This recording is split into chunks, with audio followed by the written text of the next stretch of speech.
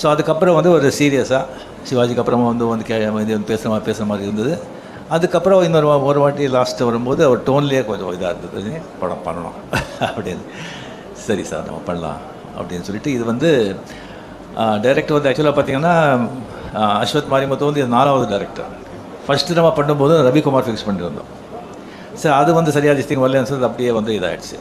அதுக்கப்புறம் நம்ம சுந்தர் சி சாருக்கு வந்து வேறு ஒரு படம் இருந்தது, கொஞ்சம் டிலே ஆகிட்ட மாதிரி இருந்தது. அதனால நம்ம இது வந்து நான் விலகிக்கிறேன் சார், நம்ம அப்புறம் பண்ணிக்கலாம் அப்படின்னு சொல்லி இதாச்சு.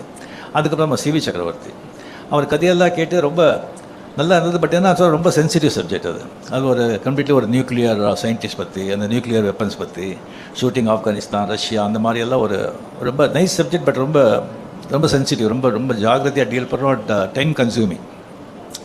ஸோ அதனாலே வந்து அதை வந்து நம்ம அப்புறம் இது பண்ணிக்கலாம் அப்படின்னு சொல்லும்போது தான் அஸ்வத் மாரிமுத்துவை நம்ம வந்து இந்த